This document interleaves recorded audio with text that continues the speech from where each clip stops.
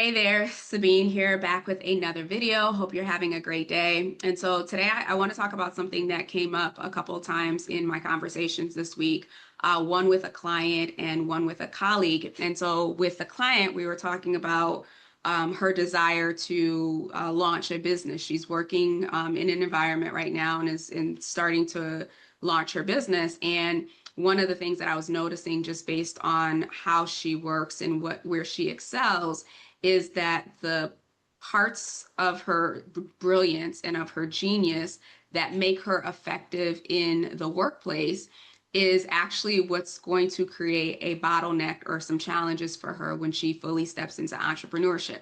Not because she doesn't have the skill sets or doesn't have the capacity to do it, but right now in an organization, she has the ability to leverage the skill sets and the brilliance of other individuals. And so together with hers, things move forward.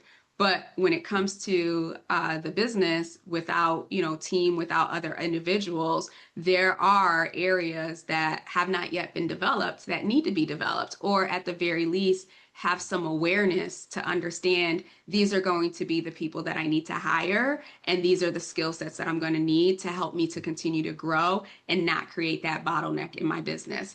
And with the colleague that I was talking to earlier this week, we were having that very similar conversation where I was explaining to him that it took me a very long time to really not just understand where my brilliance and my genius was, but to actually see it as such, meaning that for me, strategy, architecture, like I think in systems, I see patterns, I think in frameworks, right? And so I can take a goal or a vision and really map out all of the things that need to happen, which is great.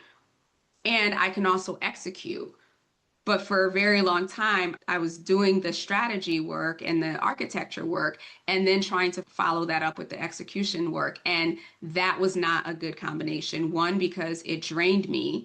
And many cycles of burnout later, I realized that it was also creating a bottleneck in the business for me. And so, what I thought at the time was, okay, I will be the executioner and I'll bring in people to be the strategist. And every single time there was some level of friction or disappointment because the level of strategy wasn't where I needed to be. And then I had to take a step back and realize that, wow, you're the common denominator in all of these situations. And what that allowed me to do is actually take ownership of where my brilliance sits and where my zone of genius sits, and create the things that I could create and outsource the things that I needed to outsource.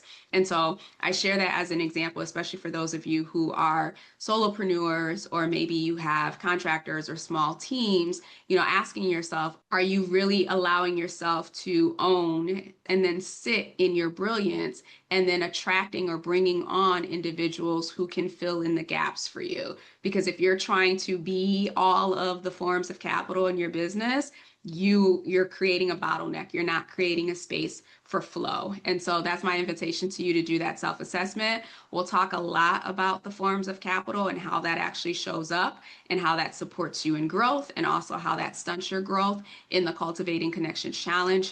The link to register is in the captions as well as in the comments below. If you haven't already done so, we're going to kick things off on Tuesday, December 9th. If you have questions or need additional information, feel free to reach out to me. Happy to answer those. Otherwise, I look forward to seeing you in the challenge. Have a great rest of the day, and we'll talk soon. Take care.